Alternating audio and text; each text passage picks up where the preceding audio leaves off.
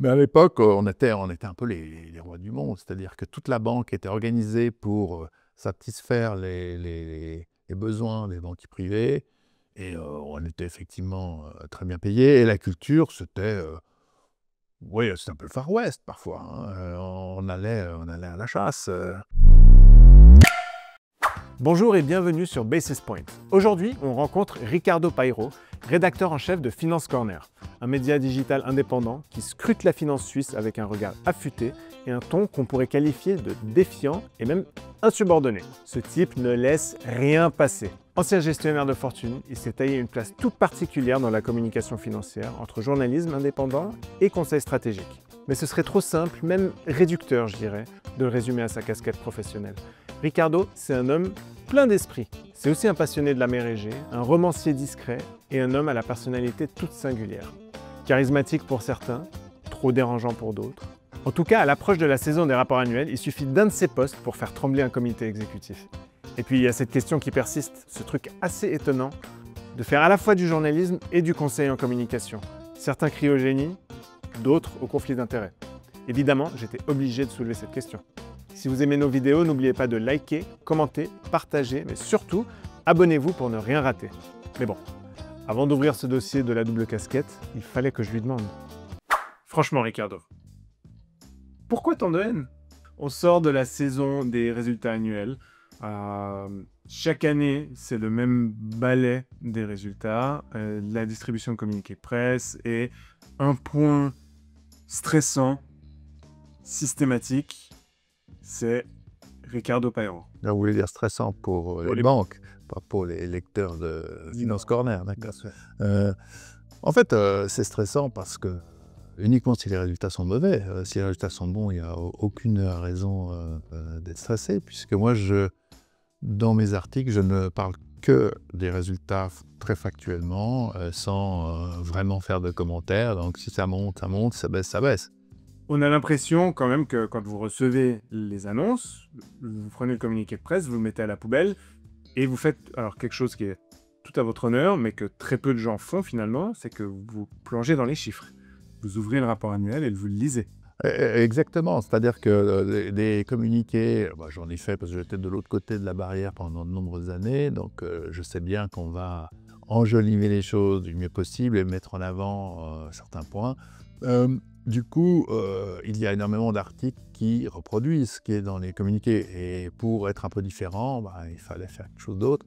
Donc aller vraiment dans les chiffres est un peu aride, mais se limiter à ça et éventuellement à certaines explications sur des évolutions des postes du compte de résultats qui seraient indiquées dans le rapport annuel et parfois dans les communiqués. Mais c'est vrai que je ne fais jamais de citation des auteurs et puis j'ai tendance effectivement à ne pas trop tenir compte des communiqués de presse. Ça vous vaut les foudres de certains départements de communication? C'est sûr que ce n'est pas une bonne solution pour se faire des amis et se faire inviter à gauche ou à droite. Et c'est vrai qu'au début du blog, j'étais souvent inclus automatiquement dans les listes de distribution des communiqués de presse aux journalistes et certains ne m'incluent plus dans ces communiqués. Après, c'est de bonne guerre, moi ça ne me dérange pas plus que ça. Ce qui me dérange en fait, c'est plutôt que certaines banques ne publient pas leurs chiffres alors qu'elles sont obligées de le faire. C'est une obligation légale. C'est une obligation légale. D'ailleurs, quand ils sont un peu trop réticents, je leur rappelle leur obligation. En général, ça résout le problème. Vous disiez que vous étiez de l'autre côté de la barrière pendant très longtemps, justement. Donc, vous avez connu les années fastes de la finance et de l'éthique. Racontez-nous un petit peu. Non seulement j'étais de l'autre côté de la barrière, mais au début, j'étais dans le métier. Je n'étais pas dans la communication. Au début de ma carrière, j'étais un banquier privé. Et c'était effectivement, à la fin des années 80, c'était vraiment l'âge d'or de la banque privée. L'argent affluait de toutes parts. Le secret bancaire défendait très fortement les gens qui déposaient de l'argent en Suisse. Et c'était une période assez amusante, parce que c'est vrai que c'était un peu James Bond par certains côtés, parce qu'évidemment, on passait des frontières, on allait avoir des gens avec des informations qui ne devaient pas être forcément trouvées par... Toujours dans le périmètre légal de la Suisse. Alors à l'époque, en fait, la Suisse avait un point de vue qui était que ce qui était permis en Suisse, c'était permis pour les banques, même si ça n'était pas permis à l'étranger. Je prends un exemple. En Suisse, il n'y a pas le contrôle d'échange et donc il n'est pas interdit de rentrer et sortir de l'argent librement de Suisse. Non. En revanche, dans certains pays, ça l'était ou ça l'est et du coup, parfois l'argent arrivait en Suisse de manière illégale pour le pays de départ, mais tout à fait légale du point de vue de la Suisse. Il y avait de l'argent qui coulait à flot. Elle était comment la culture bancaire en Suisse? Alors moi, bon, je ne peux pas parler pour toute la culture bancaire. Moi, je travaillais dans une grande banque privée qui était à l'époque beaucoup plus petite qu'elle n'est aujourd'hui et qui était dominée par l'activité de banque privée, alors que maintenant, c'est plutôt l'asset management qui mène la danse. Mais à l'époque, on était un peu les rois du monde, c'est-à-dire que toute la banque était organisée pour satisfaire les besoins des banquiers privés et on était effectivement très bien payés. Et la culture, c'était un peu le Far West parfois. Hein. On allait à la chasse. Est-ce qu'on peut dire que c'était les bonnes années de la banque privée suisse qui est aujourd'hui révolue? Clairement, ces années sont révolues. Alors, est-ce qu'elles étaient bonnes? Elles étaient bonnes d'un point de vue financier pour les banques. Après, elles étaient un petit peu limite d'un point de vue éthique. Ça vous posait un problème? Moi, personnellement, à moitié. Je dirais que, bon, d'abord, j'étais encore relativement jeune, et puis, du moment qu'on respectait la règle, et puis que l'argent qu'on accueillait, ce n'était pas de l'argent sale, en fait, hein, soyons clairs. Le fait que l'argent en Suisse, l'évasion fiscale simple n'est pas un crime pénal.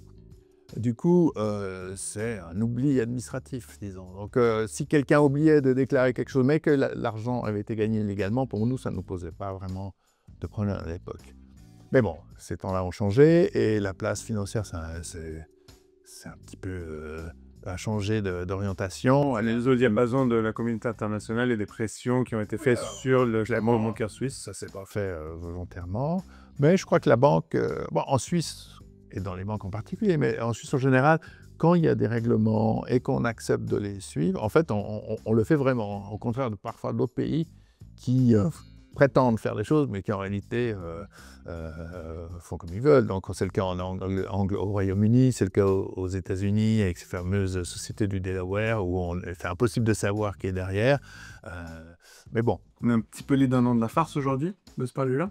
Alors on pourrait le penser d'un autre côté quand on regarde les chiffres d'évolution des matchs gérés en Suisse. On ne peut pas dire que la Suisse en ait souffert de ça. Ça a contribué à la réputation. Puis au pays des aveugles, les bornes sont rois, en fait. Hein. Donc la Suisse, peut-être qu'elle est moins attrayante qu'avant, mais il n'y a plus tellement d'autres endroits où on peut cacher son argent sans le déclarer et de manière anonyme.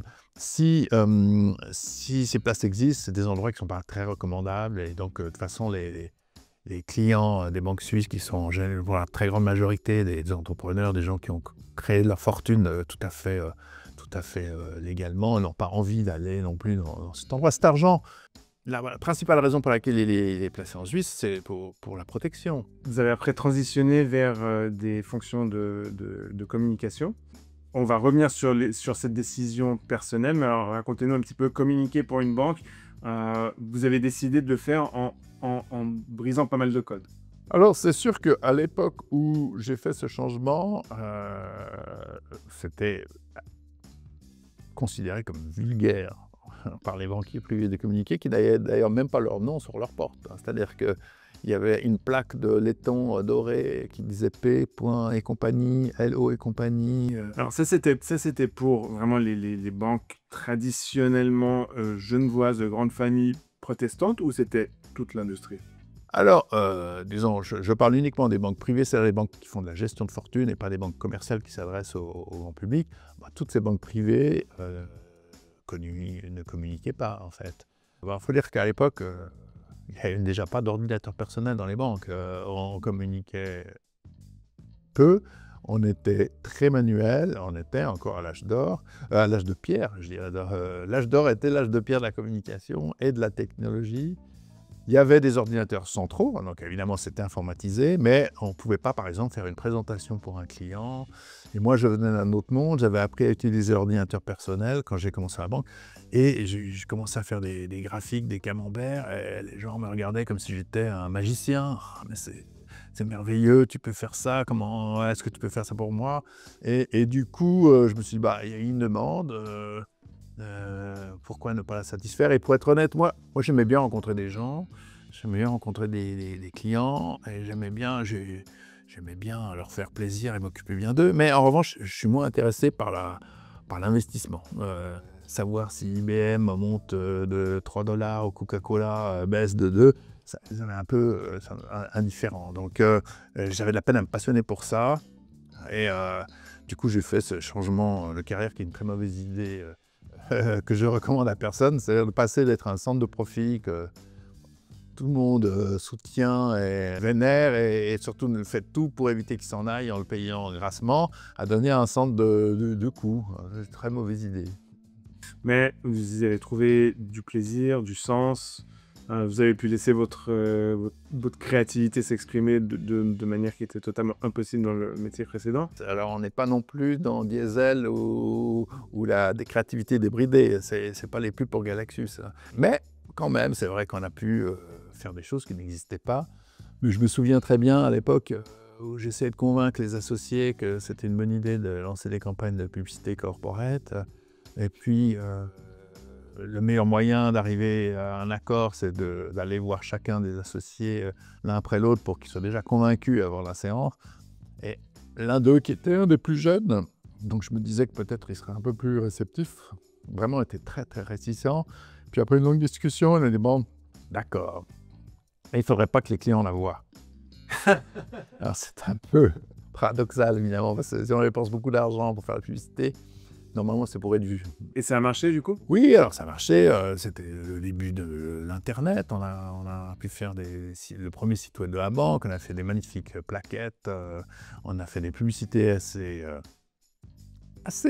novatrices à l'époque, puisqu'il y avait des images, des illustrations un peu naïves, avec des couleurs vives. C'était pas du tout dans le style élégant, mais un peu froid qu'on peut imaginer. Et pourquoi vous avez pris cette décision de faire quelque chose qui déviait aussi violemment de ce qui se faisait d'habitude?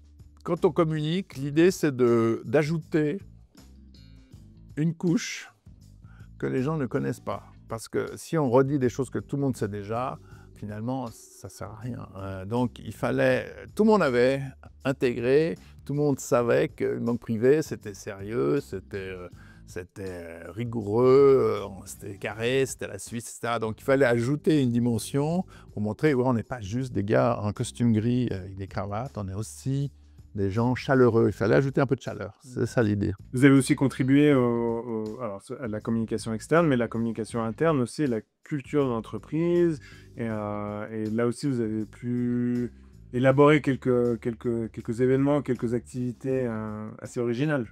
Alors, c'est vrai qu'à l'époque, la première banque dont je parle était encore petite, donc les gens se connaissaient, c'était assez facile. Mais au fur et à mesure c'était assez facile donc que l'information circule entre les gens sans trop de distorsion. Mais au fur et à mesure que ça a grandi, il a fallu mettre en place des outils, des newsletters, des communications pour que les gens soient informés et puis aussi faire des événements.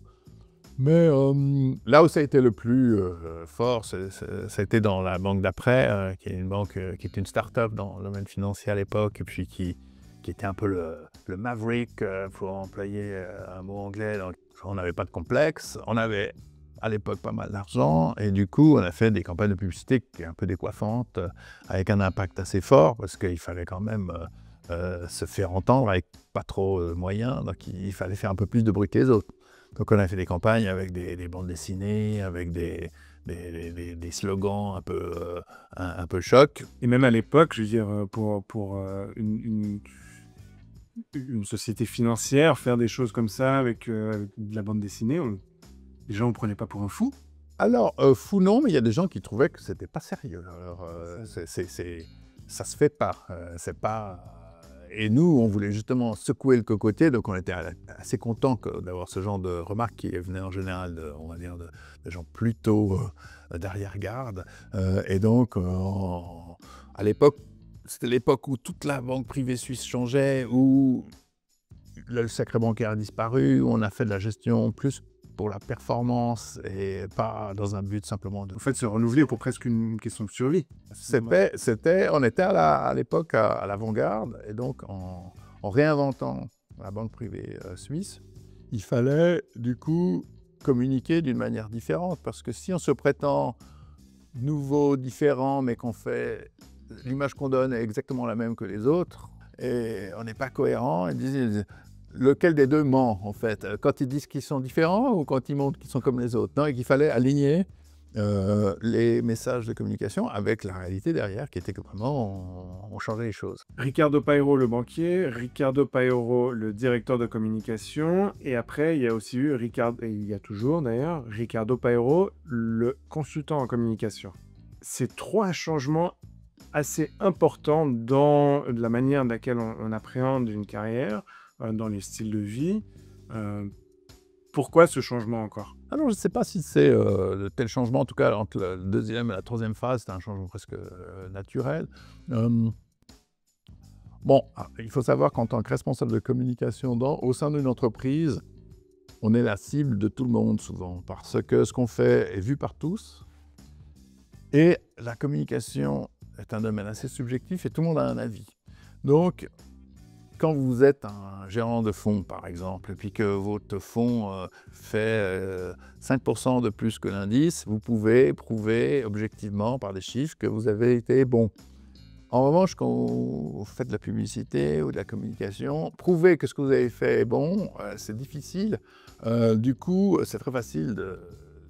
Et puis, il faut mettre tout le monde d'accord. Donc, il y a une certaine usure au bout d'un moment. Du coup, mais en revanche, j'avais toujours envie de communiquer. Je me suis dit, bon, je vais travailler avec plusieurs clients plutôt qu'un seul, comme ça, ce ne sera pas toujours la même chose. Et puis... C'est envie aussi de variété. Voilà, de changer. Alors après, deuxième mauvais calcul financier, si c'était déjà pas une bonne idée de passer d'un centre de profit à être un centre de coût, passer de cadre de direction dans une banque privée à indépendant, c'est pas une bonne idée si votre objectif c'est de gagner le plus d'argent possible, clairement. Ouais, je vais dire, une mauvaise idée, c'est une question de choix et de priorité, finalement. Voilà, c'est-à-dire que là, je me suis rendu compte que... Je pense une surprise pour personne, mais l'argent ne fait pas le bonheur. Pas de regret aujourd'hui sur ces choix de carrière? Non, non, alors en fait, je le dis en rigolant comme ça, pour amuser la galerie, que c'est des mauvaises idées. En fait, pour moi, c'était une très bonne idée. Moi, je suis très content, je suis ravi, et je ne regrette pas une seconde d'être devenu indépendant, et je ne regrette pas une seconde d'avoir passé de la gestion de fortune à la communication. Donc en fait, je suis le plus heureux des hommes. Magnifique. Et il y a une autre facette de Ricardo Pairo que peut-être moins de gens connaissent. Vous écrivez de la fiction. Vous êtes romancier à vos heures perdues. Donc aujourd'hui, si vous avez 4 bouquins à votre actif aujourd'hui, c'est ça? Alors 4 qui sont finis, le 5e qui est pratiquement terminé. J'aurais peut-être pas pu écrire, en tout cas pas sous mon nom, en étant cadre dans une banque privée, parce que mes livres sont parfois un peu dérangeants par certains aspects, et donc ça aurait soulevé quelques questions et il y aurait eu quelques haussements de sourcils, je pense. Ah mais quand même, ça ne se fait pas. Donc j'aurais probablement dû prendre un pseudonyme. Et là, ça m'a permis de le faire à côté. L'avantage quand on est indépendant, c'est qu'on a des moments voilà, où c'est plus calme et on peut faire ça. Ricardo, la question qui fâche. Vous avez un média financier en ligne. Vous êtes aussi consultant en communication, donc vous produisez de l'information sur les gens qui sont vos clients. Il n'y a pas un conflit d'intérêts dans tout ça? On peut imaginer qu'il y ait des conflits d'intérêts. Concrètement, ça serait quoi ces conflits d'intérêts? Ça serait que un de mes clients a une mauvaise nouvelle dont on n'aimerait pas qu'on parle, et moi j'en parlerai dans mon blog, ou au contraire je serais embêté, je ne pourrais pas en parler parce que c'est mon client. C'est vrai que ça existe. Concrètement, ça ne s'est pas encore produit, donc je n'ai pas été confronté à ce problème. De toute manière, je crois que c'est un problème un peu théorique, parce que même les médias traditionnels ont le même problème. C'est-à-dire les annonceurs, vous voulez dire? Ouais, exactement, ils ont des annonceurs. Parfois, c'est un peu compliqué, surtout quand on sait dans quelle situation se trouvent la plupart des médias en termes financiers, dépendent très fortement de certains annonceurs. Et c'est très très difficile pour eux de dire du mal de leurs annonceurs, de leurs sponsors, de leurs partenaires financiers. Certains le font, c'est-à-dire écrivent malgré tout. Certains ne vont jamais aller contre un annonceur. Les deux choix sont respectables. Après, il suffit d'en être conscient, en fait. C'est quoi la raison d'être de Finance Corner aujourd'hui? Alors, c'est une bonne question. La raison d'être de Finance Corner, elle est double. Je dirais d'une part tout simplement de me profiler moi, parce que derrière Finance Corner, il y a moi et les gens ont tendance à le savent facilement. D'ailleurs, ce n'est pas caché, c'est dit. Tous les articles, c'est moi qui les signe. Donc ça me fait de la publicité parce que ces articles sont diffusés et ça me permet de... Aussi, ça me donne un canal pour parler de mes clients, clairement aussi. C'est-à-dire que si j'ai des clients qui ont un communiqué de presse, c'est clair que je vais certainement le publier. Et là, s'ils vous demandent par exemple, d'enjoliver un petit peu la réalité, on arrive sur un terrain un petit peu délicat? Oui, ça n'est jamais arrivé, Dieu merci, parce que quand je les conseille, je leur conseille de dire la vérité et puis de présenter les choses de la meilleure manière possible, mais en tout cas de ne pas mentir ou de trop exagérer. Et comme de toute façon mes articles, pour qu'ils soient crédibles, il ne faut pas qu'ils reproduisent tout à fait le communiqué. En fait, du coup, je remets toujours un peu à ma sauce et puis ça me permet d'atténuer certains adjectifs un peu trop positifs. Hein. Vous avez fait une petite recherche en ligne comme ça sur le panorama financier et la manière dont les institutions financières communiquaient, notamment la communication visuelle et la surutilisation des montagnes pour les banques et les gestionnaires de fortune indépendants en Suisse. D'ailleurs, c'était une publication qui était assez humoristique, qui m'a fait sourire. C'est vrai aussi dans la communication écrite. Je veux dire, quand on voit les communiqués de presse produits par des banques sur les résultats, par exemple, ils sont tous à 80% identiques et quasiment juste les chiffres qui changent. Comment on fait pour vraiment créer de la valeur aujourd'hui dans l'environnement dans lequel on est, pour communiquer de manière différente, mais pas trop quand même? Alors, je dirais la réponse la plus courte et la plus simple, c'est simplement de me demander conseil et vous aurez la solution. Mais blague à part, effectivement, il est vrai qu'en début d'année, j'avais parlé à un client prospect qui avait sur son site une image magnifique de la rade de Genève et je lui disais, c'est magnifique, mais c'est déjà un peu vu. Et puis je voulais lui donner des exemples et puis j'en avais pas qui me venaient sur le moment. Du coup, en rentrant chez mon bureau, je me suis dit, je vais faire l'enquête. Et j'ai regardé les 450, un peu plus d'ailleurs, sociétés de gestion qu'il y a à Genève. Dans plus d'un tiers des cas, l'imagerie qui est utilisée, c'est soit des images de la rade, du jet d'eau, du lac, soit des images des montagnes suisses. Alors, on comprend parfaitement pourquoi ils font ce choix, parce que, évidemment, la Suisse est parée d'un certain nombre de vertus. Les montagnes symbolisent d'abord la solidité, d'abord c'est un symbole de la Suisse déjà, ça symbolise la durée, la pérennité, on sent que c'est du solide, c'est du sérieux, c'est carré, voilà. C'est aussi les stéréotypes que les gens à l'étranger viennent acheter en Suisse. Mais je ne dis pas le contraire. Et les images de la rade, c'est aussi c'est la même idée.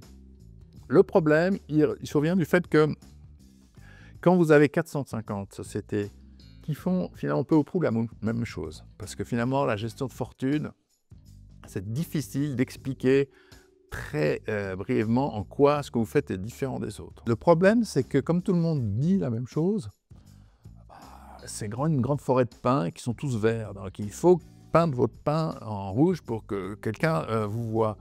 Et donc il faut réussir à trouver votre différence. Alors dans le domaine de l'automobile, on a la même problématique.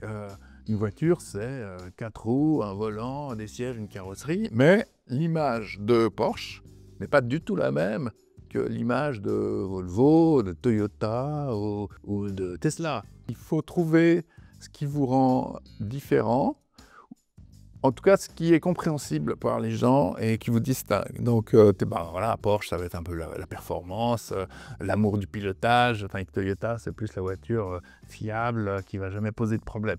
Pour les banques, c'est pareil. Il y a la banque, oui, la banque qui est là depuis 2 siècles et puis qui est super sérieuse. Il y a l'autre qui est un peu plus dynamique, agressive. Mais ouais, il faut trouver quelque chose. Les gens en privé, ils disent tous la même chose. Et aussi, ils utilisent tous les mêmes mots.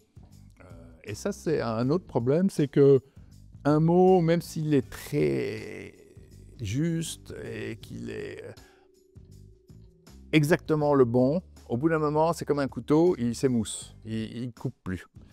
Il perd de son tranchant. Du coup, il faut réussir à dire la même chose d'une autre manière pour que ce soit un peu plus impactant et que les gens, finalement, le lisent, parce que c'est surtout ça qui compte. Il faut écrire pour être lu. Il faut s'adresser aux gens, déjà, il faut, au lieu de dire, comme on le faisait il y a 50 ans, écrire à la 3e personne, l'entreprise ABC traite tous ses clients, et puis on parle à la 3e personne du singulier, comme Alain Delon qui pouvait parler de lui. Là, on est quand même au XXIe siècle, il vaut mieux, on n'est pas obligé d'aller comme Ikea et tutoyer tout le monde, mais on peut dire, nous faisons ça pour vous, et au lieu de parler, j'imagine que vous êtes déjà allé dans un cocktail ou un dîner, vous avez rencontré quelqu'un que vous ne connaissez pas et qui a passé toute sa soirée à parler de lui. C'est peut-être intéressant, mais à la fin de la soirée, vous dites, ce type-là, ou cette femme-là, ne s'est pas du tout intéressée à moi. Moi, je lui ai posé des questions, elle ne m'a jamais posé une moindre question. C'est la même chose quand on est une banque ou une société de gestion, sur son site, on a tendance, parce qu'on n'est pas très sûr de nous, on veut convaincre, à parler que de nous. Client, C'est un peu maladroit. Voilà, il vaut mieux consacrer au moins la moitié du contenu au client et surtout, tout ce qu'on dit comme atout, comme avantage, comme manière de faire qui est différente, il faut le traduire en bénéfice pour le client. Parce que c'est ça qui compte. On ne fait pas de l'art pour l'art. On a changé de technologie, on a une nouvelle stratégie de gestion innovante, pas simplement parce qu'elle est nouvelle, mais parce qu'elle est meilleure pour vous, pas juste pour nous. Ricardo Pairo, merci beaucoup d'avoir été avec nous. Merci Sharif, à très bientôt. Voilà, merci d'avoir été avec nous, j'espère que ça vous a plu. Si c'est le cas, likez, partagez, laissez-nous un petit commentaire et n'oubliez pas de vous abonner. Enfin, si vous avez des choses à nous raconter, contactez-nous, venez et parlons-nous franchement.